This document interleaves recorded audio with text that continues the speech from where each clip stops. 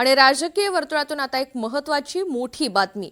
अजित पवार यांच्या निधनानंतर कुटुंबात जबाबदाऱ्यांचं वाटप हे निश्चित होतंय।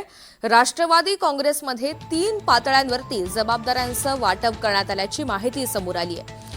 उपमुख्यमंत्री आणि राष्ट्रवादी काँग्रेसच्या अध्यक्षा सुनेत्रा पवार या राज्यभर फिरणार आहेत, तर खासदार पार्थ पवार यांच्याकडे दिल्ली आणि मुंबईची जबाबदारी सोपवण्यात आली आहे। जय पवार यांच्याकडे बारामतीची आणि पुणे ग्रामीणची जबाबदारी असेल।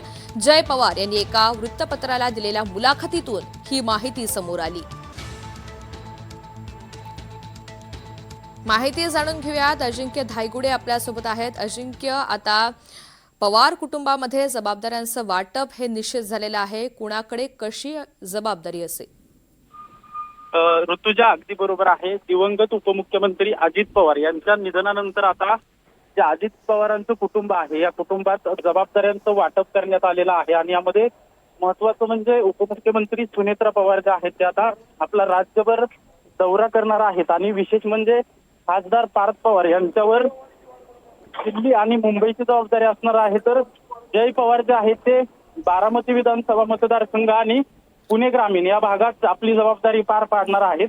तर मोठी घडामोड म्हणावं लागेल, कारण की उपमुख्यमंत्री अजित पवार यांच्या निधनानंतर पक्ष बांधणी कशा प्रकारे होणार हे पाहणं महत्वाचं होतं आणि आता ते समोर येताना पाहायला मिळतंय। राष्ट्रवादीचे सगळे जे नेते आहेत ते या 3 नेत्यांच्या अध्यक्षतेखाली काम करणार आहेत आणि आता राष्ट्रवादीची जी जबाबदारी आहे ती सुनेत्रा पवार, पार्थ पवार आणि जय पवार हे तिघे मिळून पाहणार आहेत।